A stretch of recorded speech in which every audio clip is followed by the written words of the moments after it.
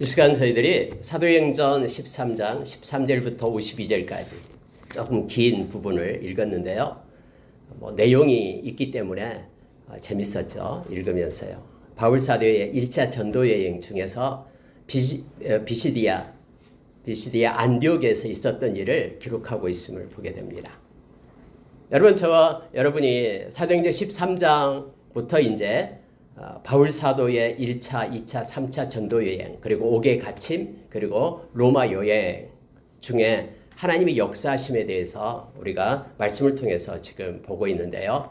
우리가 처음으로 이제 13장에서 1차 전도 여행 그 내용을 우리가 말씀으로 묵상하고 있습니다. 이 구브로로 가서 바보에서 바보 이름도 참 그렇죠. 바보라는 지역에서 서기오 바울이 하나님께로 돌아오는 그 놀라운 믿는 자가 되는 놀라운 역사를 이미 여러분 13장 앞부분에서 우리가 보았습니다. 한 생명이 얼마나 소중하고 존귀한지는 우리는 잘 알고 있습니다. 하나님께로 돌아오는 한 생명이 너무너무 소중합니다. 하늘에서 잔치가 열리고 너무 기뻐서 그렇게 춤추는 그런 어마어마한 그런 잔치가 있음을 압니다. 세상을 다 주고도 바꿀 수 없는 한 생명의 귀중함을 우리는 잘 압니다. 그래서 여러분 1차 전도 여행이요. 이 구브로에서 여기서 기록된 이 서기오 바울 그가 하나님께로 돌아오는 것만으로도 충분한 그러한 그 결과를 얻었다라고 성취물을 가졌다라고 우리는 해도 과언이 아닙니다. 여러분 어떠한 일들을 우리가 계획하고 나갈 때요. 한 생명이 돌아오는 것 그것으로 우리는 만족하며 나가는 삶 살기를 원합니다. 우리의 재산이 때로는 우리의 건강이 때로는 우리의 재능이 한 생명을 위하여 쓰임받을 수 있다 그러면은 그것처럼 존귀하고 보배로운 일이 없다라는 것을 기억하길 원합니다. 주님과 같은 마음을 품고 그렇게 나가기를 원합니다. 2,000마리의 돼지떼의 가격보다도 한 생명이 소중함을 아는 그런 주님과 같은 마음을 품는 저와 여러분이 되기를 원합니다. 여러분 오늘 말씀을 이제 보면은 배 타고 이제 구브로에서 밤빌야라는 땅으로 가게 됩니다. 성경에 보니까 그런 내용으로 지금 적혀져 있죠. 13절부터 내용이 적어져 있습니다. 근데 밤빌야로 건너가자마자 버가에 이르게 되는데요. 이 버가에서 어떤 연유인지 요한이 마가 요한입니다. 요한이 많이 나오죠. 세례 요한도 나오고 또 우리 예수님의 제자 요한도 나오고 그리고 여기서는 이제 마가 요한입니다. 마가의 다락방 그 마가 그 요한입니다. 마가 요한이 함께 왔는데 집으로 가버렸어요. 버가에서 배 타고 예루살렘으로 가버렸다고 얘기합니다. 어떤 내용인지 성경은 기록하지 않고 있습니다만 같습니다. 뭐 어려웠는지 아니면 무슨 일이 있었는지를 몰라요. 성경이 감추고 있는 것은 우리가 그것 막 알려고 할 필요 없습니다. 성경은 우리가 알기를 원하고 알려주고 싶은 것을 우리에게 기록하고 보여주거든요. 막 이걸 상상해가지고 분명히 싸웠을 거야. 뭐 이렇게 할 필요까지 없습니다. 근데 여러분 다음에요. 이제 15장에 가보면은 2차 전도여행을 떠나러 갈 때, 여러분, 여기서 이 바나바는 이 마가를 데려가려고 하죠. 근데 바울은 데려가지 않으려고 싸웁니다. 바나바하고 바울이. 그래서 2차 전도여행은 같이 안 가요. 그래서 바나바가 이 마가 요한을 데리고 이제 구브로로 가고요. 이 바울 사도는 실라를 데리고 육지로 해서 1차 전도여행 갔던 곳을 살펴서 2차 전도여행으로 가죠. 물론 바울 중심으로 쓰여졌기 때문에 그 뒤에 마가와 바나바가 어떤 식으로 사역을 했는지는 성경에 기록되지 않지만 여러분 전 시간에도 말씀을 나눴듯이요. 세상에는 여기에 기록되지 않는 그런 많은 하나님의 그런 믿음의 자녀들의 활동이 행해지고 있다라고 말씀했죠. 크고 놀라운 그런 하나님의 나라가 선포되고 역사가 이루어지고 있음을 알게 됩니다. 근데 다음에 여러분 바울이 죽기 전에 마지막 바울이 13권의 책을 쓰는데 마지막 책이 어떤 거예요? 디모데후서죠. 디모데후서 그것도 4장에 가서는 디모데에게 그렇게 말합니다. 감옥에 있으면서 디모데야, 너 그 마가 요한을 좀 데리고 와라. 그는 나의 사역에 유익한 자다라고 말하죠. 여러분 2차 전도여행 때는 마가 요한을 데려가지 않겠다라고 말했던 바울 사도가 그 후에는 마가가 하나님의 사역에 유익한 하나님의 종이다라고 말하면서 죽기 전에 그를 데리고 와라라고 요청하는 걸 보게 됩니다. 어쨌든 여러분 이러한 일들이 이제 버가에서 있었고요. 그러면은 그것으로 끝나는 게 아니에요. 사람의 모습은 이렇게 실패가 된 것 같고 또는 한 명이 떠나고 수행원이 떠나고 돕는 자가 여기서 마가 요한은 헬퍼로 갔거든요. 돕는 자였어요. 갔는데 떠나고 했습니다마는 그들은 포기하지 않고 어디로 가냐면은 비시디아라는 밤빌리아 위에가 비시디아 지역이에요. 지금 터키 지역입니다. 그곳에 있는 안디옥에 가게 됩니다. 약 180km 떨어진 그곳으로 들어갑니다. 그곳에 해당에 들어가서 안식일 날 지금 말씀을 나누고 있는 선포하고 있는 바울의 모습을 우리가 읽었던 말씀 가운데서 알게 됩니다. 여러분 이것이요 사도행전에 나타내는 바울의 설교예요. 근데 여러분 이 바울의 설교와 앞에 2장에서 있었던 베드로의 설교가요 너무나 흡사합니다. 너무나 비슷해요. 그리고 이 말씀을 쓴 사람이 누가였죠. 누가 의사인 누가. 그래서 누가도 동일한 복음에 대한 그런 마인드를 가지고 있었다라는 것을 우리가 알게 됩니다. 오늘 말씀을 읽다 보면은요, 이 복음이 뭔지에 대해서 우리에게 가르쳐줘요. 성경은 이 복음의 캐리그마, 이 핵심에 대해서 말해주고 있어요. 예수를 믿고 다니지만은 내가 복음을 받았다고 말하지만은 복음이 뭔지 모르는 사람들이 너무나 많아요. 근데 여러분 우리가 반드시 기억해야 될 복음의 이 핵심이 이 말씀 가운데 있습니다. 세 가지입니다. 오늘 말씀을 보면은 하나님께서 하나님이 주체가 되어서 이러한 일을 행하셨다라고 말씀하잖아요. 애굽에서 노예된 그들을 하나님께서 그들을 불러냈다. 광야에서 그들을 용서하고 그들을 참으시고 가나안 땅에 들이셨다. 하나님께서 가나안 땅에서 그들에게 주었던 모든 것들 그리고 왕을 세우고 사울 왕을 패하고 다윗 왕을 세웠는데 그 다윗 왕이 하나님의 마음에 합한 사람이었다. 맞는 사람이었다. 그래서 하나님께서 그 다윗을 통해서 하나님의 뜻을 이루려고 했다. 그래서 다윗하고 약속했던 것인데 그게 뭐냐면 바로 하나님께서 다윗의 그러한 자손 중에서 이 세상의 구원자 메시아를 보내겠다고 약속했는데 그가 바로 예수 그리스도시다. 많은 선지자를 통해서 하나님께서 선지자를 통해서 약속했던 그 모든 것들이 하나님이 예수 그리스도를 세우심으로 인하여 이 세우다라는 것은 부활하다라는 뜻이에요. 살리심으로 인하여 하나님께서 약속하셨던 세 가지 것을 다 예수님을 통해서 이루셨다.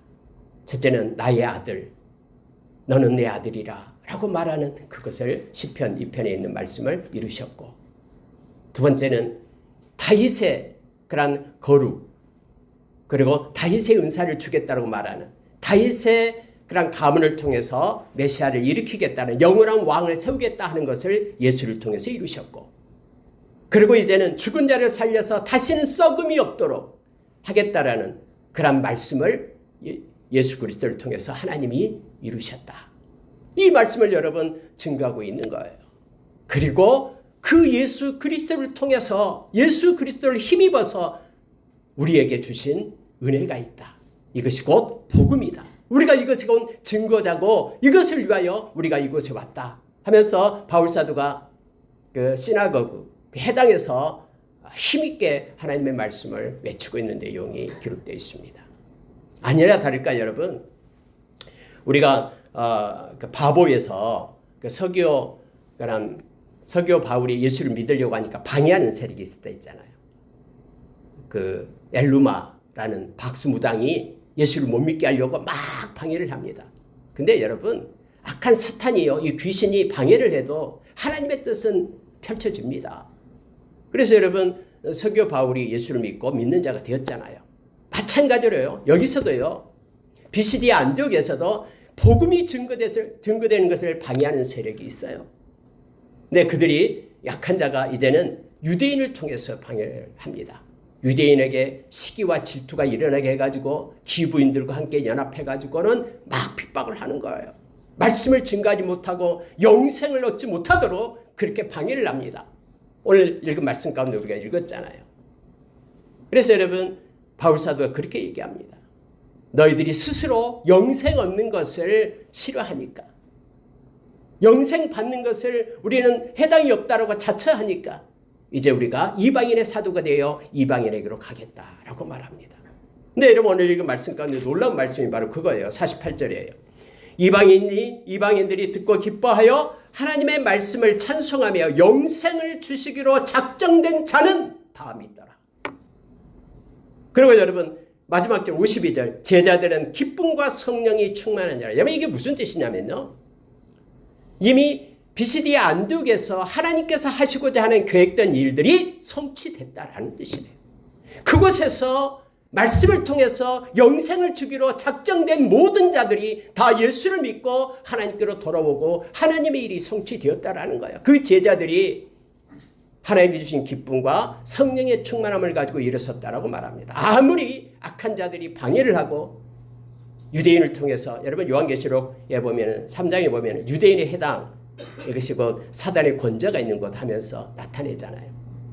그래서 여러분 보이지 않는 사람들을 통해서 방해하고 말하지만 이미 하나님의 뜻은 비시디 안디옥에서 임한 하나님의 뜻은 성취되었음을 성경 말합니다. 그래서 여러분 앞으로도 계속 이 일이 이루어지게 됩니다. 악한 자는 계속해서 방해합니다.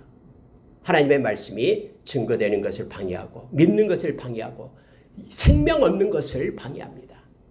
그러나 하나님의 뜻은 반드시 성취되며 이루어졌음을 성경은 우리로 하여금 깨닫게 합니다. 어디를 가든 그렇습니다. 악한 자가 하나님의 그런 말씀과 또 믿기로 작정된 하나님의 사람들이 돌아오는 것을 막을 수 없다라는 것을 성경은 가르쳐주고 있습니다. 그러니 여러분 담대하십시오. 이 세상이 아무리 험해되어 하나님의 백성은 하나님이 보호하시고 강한 손 편팔이 붙들고 지키며 나갑니다. 그래서 담대함으로 믿음의 용기를 가지고 사는 저와 여러분 되기를 원합니다. 여러분 오늘 말씀의 내용이 바로 이런 내용이고요. 저와 여러분이 예수의 증인이다라는 것을 이 시간에 기억하기를 원합니다. 사도행전 1장 8절에서 우리가 성령을 받으면 권능이 우리에게 생깁니다. 성령은 예수를 진심으로 마음에 영접하는 사람에게는 성령이 오십니다. 막 우리가 노력해서 성령을 얻어내는 게 아니에요. 막 몇 시간 기도해서 막 얻어내는 것이 아니라 진심으로 마음이 영접했다 그러면은 하나님의 은혜로 그의 영이신 성령님이 우리 가운데 임하게 됩니다. 그러면은 이제 우리는 성령의 그런 통치와 지배 가운데 있게 되고요. 이 성령님이 우리가 죽을 때까지 우리를 인도하시고요. 또 우리가 이 세상 떠날 때에도 성령이 우리의 증인이 되어서 하나님의 나라를 상속받게 된다라고 제가 누차 말씀을 드리죠. 그러면 성령이 우리 가운데 있으면요, 우리가 예루살렘과 온 유대와 사마리아 땅끝까지 이르러 증인이 된다라고 말합니다. 예수의 증인이 됩니다. 그럼 예수의 증인들은 이 네 가지 것이 삶 속에 동사 형태로 가지고 있습니다. 첫째는 알아야 됩니다. 여러분, 내가 예수의 증인인데도 예수를 드러내는데도 예수에 대해서 모르면 안 되잖아요. 그리고 하나님에 대해서, 예수님에 대해서, 성령님에 대해서 우리는 알아야 되죠. 요한복음 17장 3절에서 하나님을 아는 것, 예수를 다 아는 것이 곧 영생이다라고 우리에게 말합니다. 여러분, 알다라는 것은 뭐 지식으로 안다라는 뜻이 아니에요. 우리가 마음으로, 우리가 경험으로 안다라는 뜻이 됩니다. 두 번째는요, 믿어야 됩니다. 알고만 있고 그것은요, 믿지 않으면 나타나지 않습니다. 그래서 여러분 겉모습으로 우리가 알고 있는 것으로 끝나면 안 돼요. 나 예수의 이름 알아. 예수님 2000년 전에 십자가에 돌아가신 것도 알아. 이것으로 끝나는 것이 아니라 그걸 믿는다라는 것은요, 순종한다라는 뜻입니다. 믿는다라는 것은 바로 인정하면서 또 말씀을 따라서 행하는 것을 말하고 있죠. 마음으로 믿어야 됩니다. 마음으로 믿지 않으면은 이 말씀이요, 하나도 나와는 상관없는 말씀이 되어버립니다. 마음으로 믿어 하나님의 의에 이르고 입으로 시인하여 우리가 구원에 이르는 자가 되어야 됨을 알게 합니다. 그래서 증인들은요, 첫째 알고, 두 번째 믿고, 그 다음에 삶 가운데 이제는 증인의 삶을 살아갈 때에 동행하는 삶을 살아야 됩니다. 동행한다라는 것은 연합됐다라는 뜻이에요.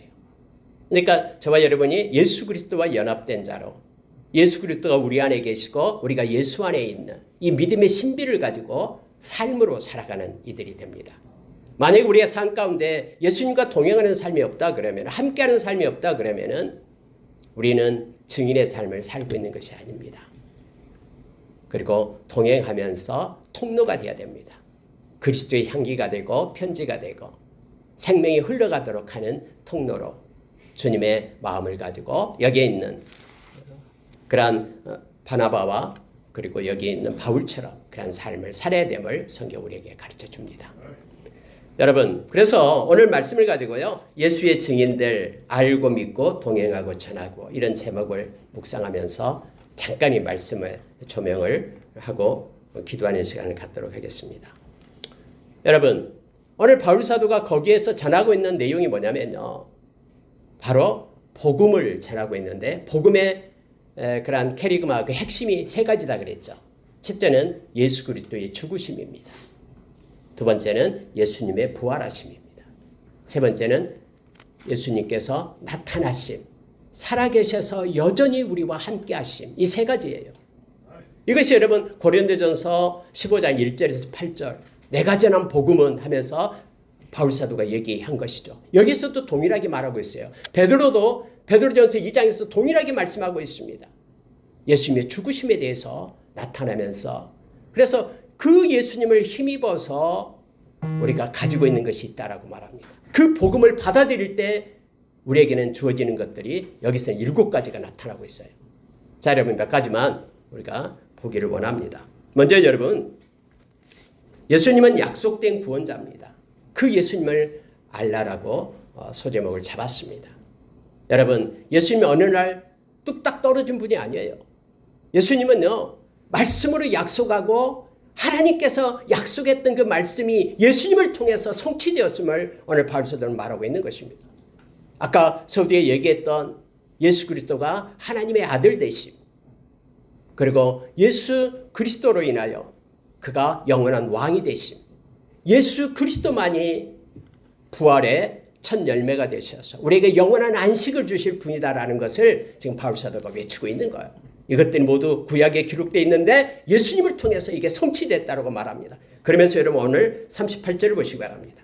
그러므로 형제들아 너희가 알 것은 이 사람을 힘입어 죄사함을 너희에게 전하는 이것이며, 39절 또 모세의 율법으로 너희가 의롭다 하심을 얻지 못하던 모든 일에도 이 사람을 힘입어 믿는 자마다 의롭다 하심을 얻는 이것이라.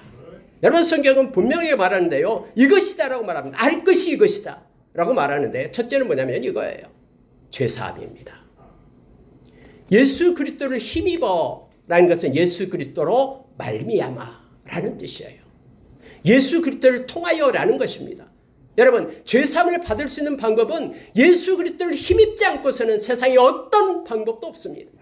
천하 인간의 구원을 받을 만한 이름을 준 적이 없습니다. 예수 그리스도를 떠나면은 우리에게는 죄사함을 받을 수 있는 방법이 없어요. 그래서 그 죄 때문에, 그 죄의 대가로 우리가 사망에 이르게 됨을 로마서 6장 23절에서 우리에게 말해주고 있죠.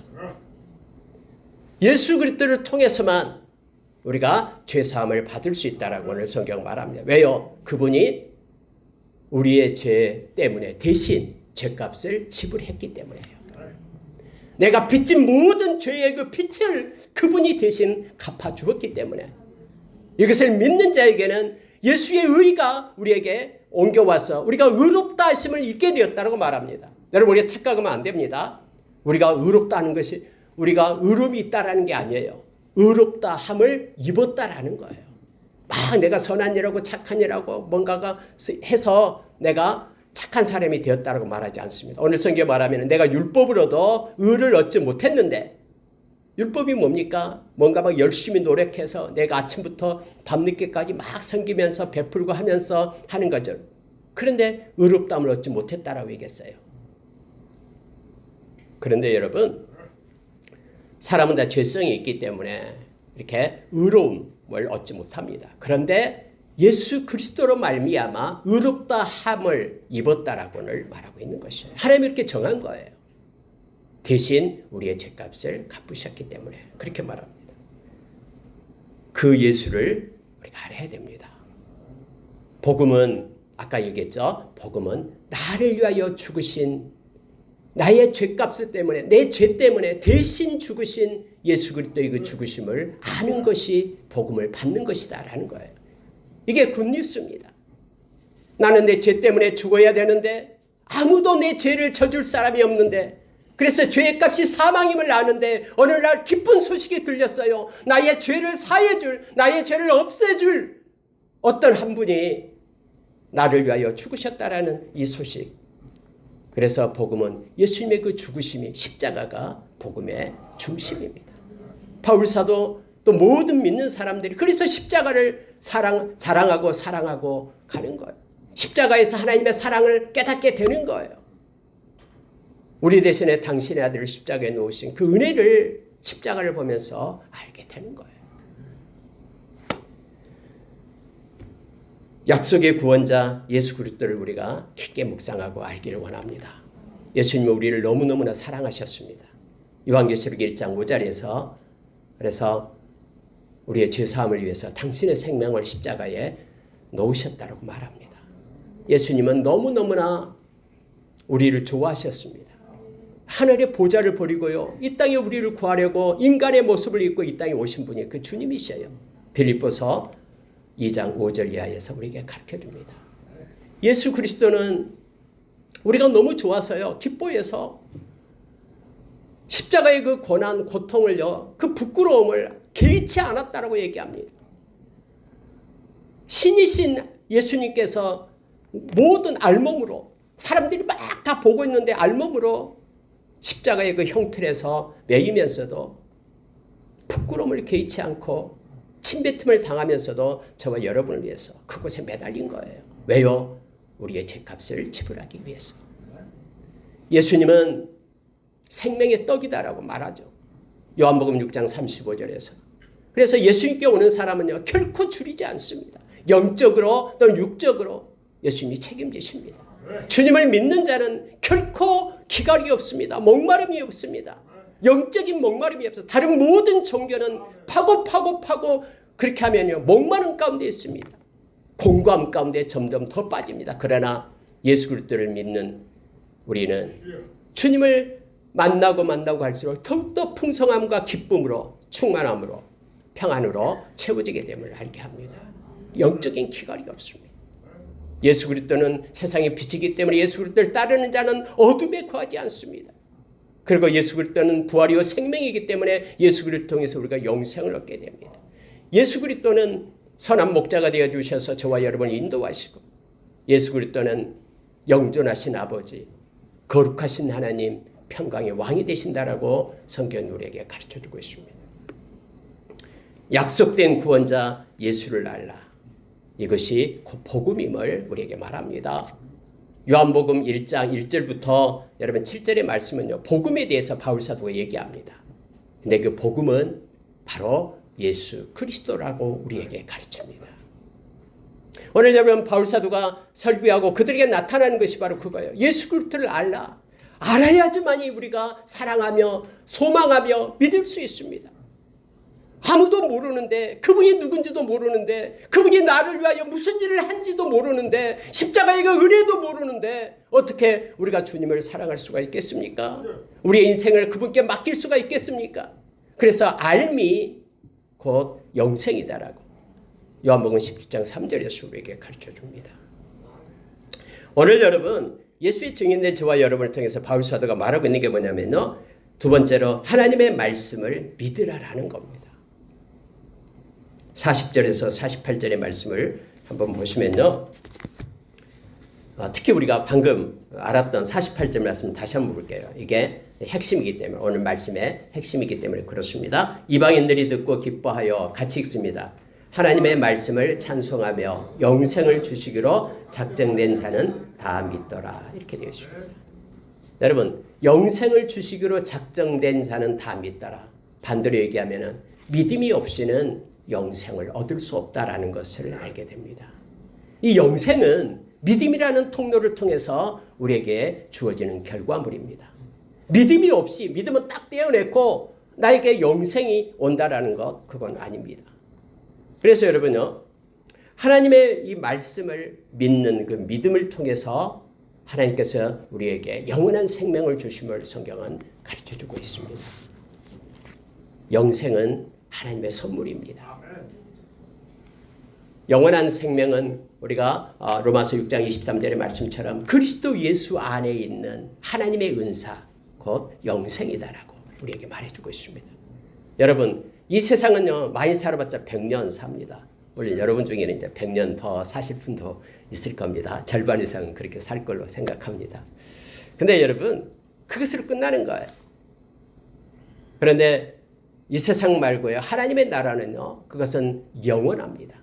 영원한, 억만 년, 영원한 것이 바로 영생이죠. 그래서 우리가 믿는 것은 이 세상에서 뭐 부자 되고 잘 되고 뭐 되고 이것 때문에 믿는 게 아니잖아요.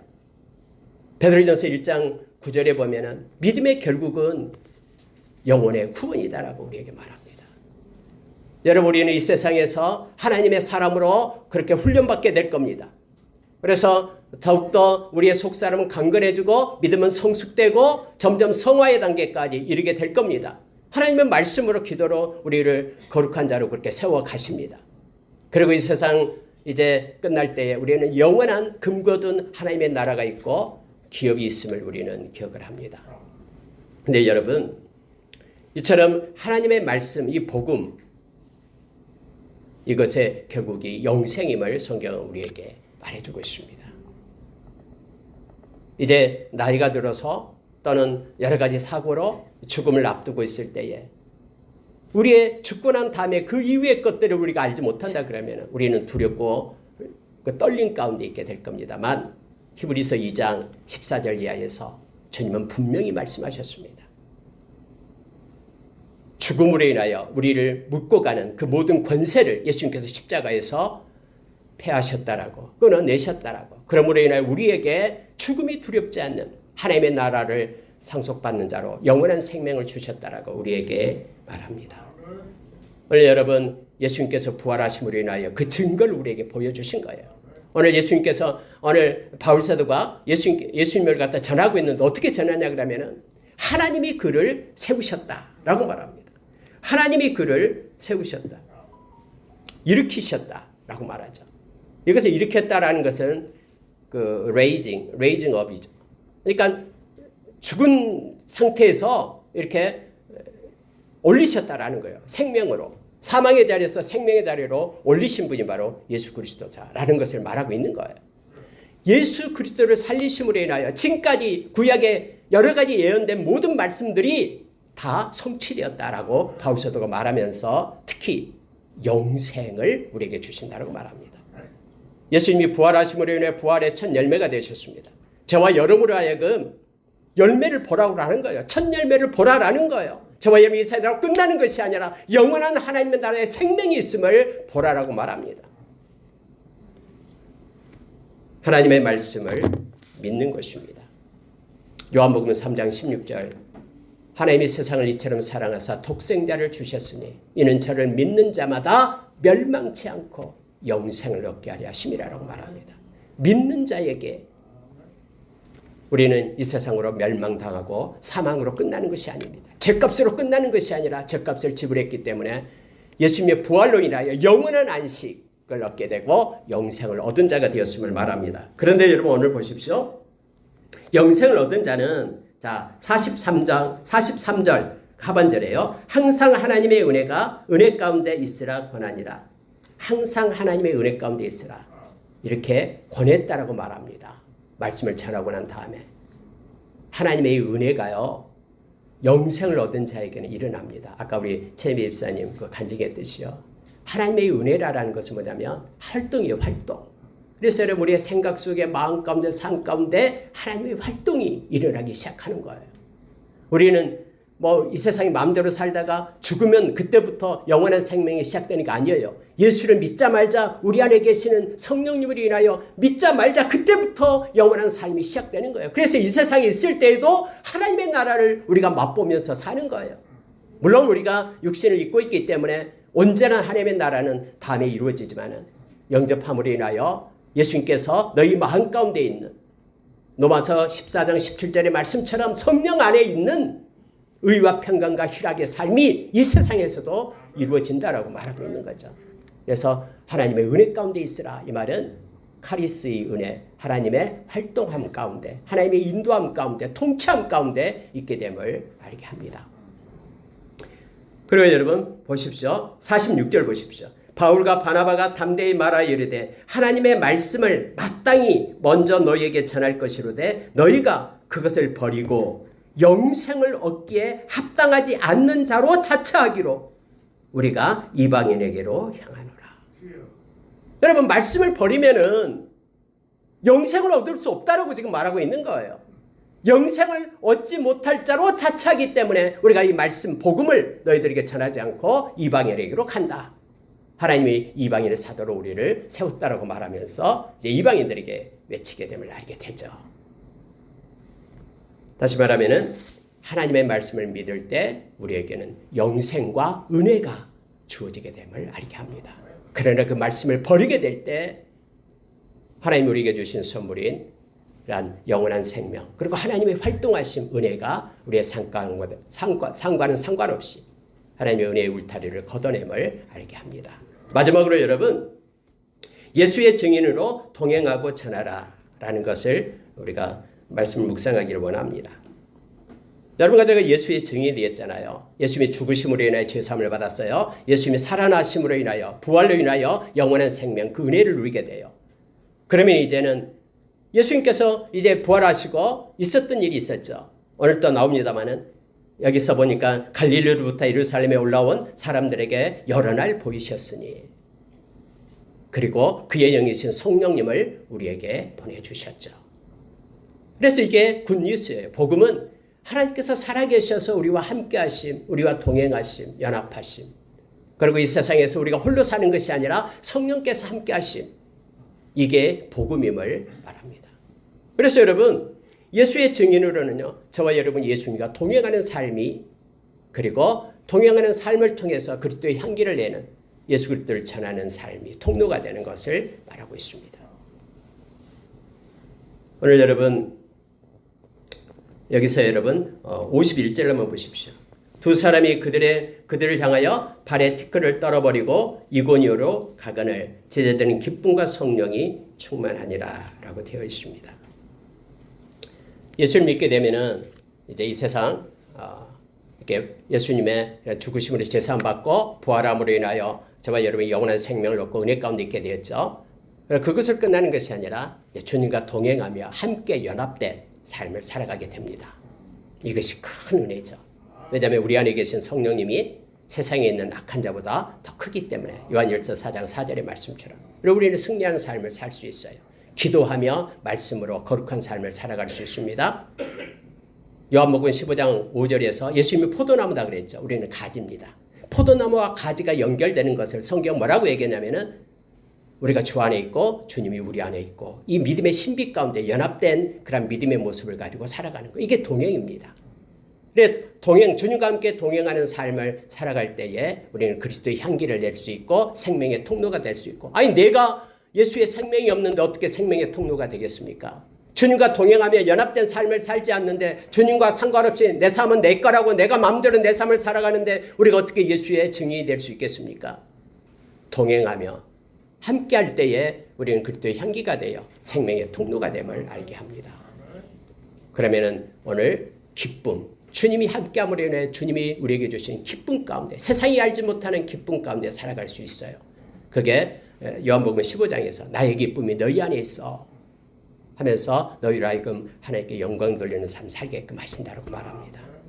주님과 동행하기 때문에 주님의 평강이 우리의 삶 가운데 있게 됩니다. 그래서 우리가 기도하면서 염려하고 걱정하지 않고 주님께 맡기고 생각과 마음에 주님의 하나님의 평강을 가지고 살아갈 수 있다라고 빌립보서 4장 6절 7절에서 가르쳐주고 있죠.